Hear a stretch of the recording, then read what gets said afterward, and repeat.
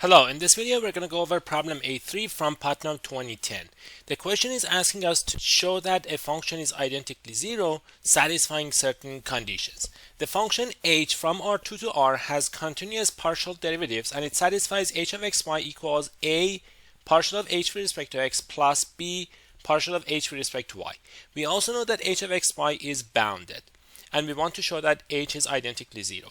The first thing that I think when I look at the problem is, can I make this problem easier? Because as usual, if you can solve a problem, make it easier. What would be an easier version of this problem? Is there a single variable version of this problem? Can we make this problem into a single variable problem? In order to do that, we just need to get rid of the x and y and replace it with one variable x. So suppose h from R to R has continuous derivative and h of x equals h prime of x for some constant a. Assume that h of x is bounded. Can we show that h is identically zero? Fortunately for us, h of x equals h prime of x is a linear differential equation that we can solve. After solving that, we get c e to the power of ax. However, we are told that h of x is bounded. Exponential functions cannot be bounded, which means either a is zero or c is zero. In both cases, the function h would be constant, which means h prime of x is zero. Plugging back into the original differential equation, we end up getting h prime of x 0, which means implies h of x is 0. So the answer to the problem is yes. We can turn this one into a single variable problem, and in fact we are able to solve it for a single variable problem. Now, is there a way we can take advantage of the single variable version to solve the problem in R2? And the answer is yes. We can take the function and focus on a path x of t comma y of t. That way we get a function of only one variable. What does that mean? It means we're going to look at a function of the form h of x of t comma y of t.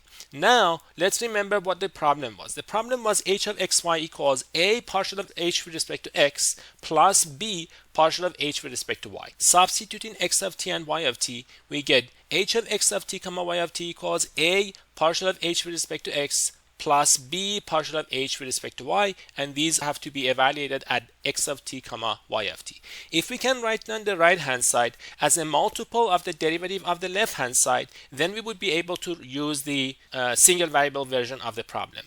What is the derivative of the left hand side? The derivative of the left hand side using the chain rule can be written as x prime of t partial of h with respect to x plus y prime of t partial of h with respect to y. In order to be able to kind of match these two, we need h prime of t equals a and y prime of t equals b. For that, we would need x of t to be at plus x naught and y of t to be bt plus y naught. Now we are in a position to actually write down the solution. So consider a point x naught y naught, fix the point x naught y naught in R2, and define a function g from R to R by g of t equals h of at plus x naught comma bt plus y naught. Take the derivative of this function by the chain rule. That gives you a h sub t plus b h sub y. By assumption, this is exactly g of t, which means g must be c e to the power of et. Again, this is a standard linear differential equation that we can solve. However, we are told that g is bounded because g is a portion of h. H is bounded, therefore g is bounded. But that is only possible if g of t is 0, which means h of x naught comma y naught must be 0, because g of 0 is in fact h of x naught comma y naught, which means h is 0 for every single point on the plane. And that brings me to the end of this solution.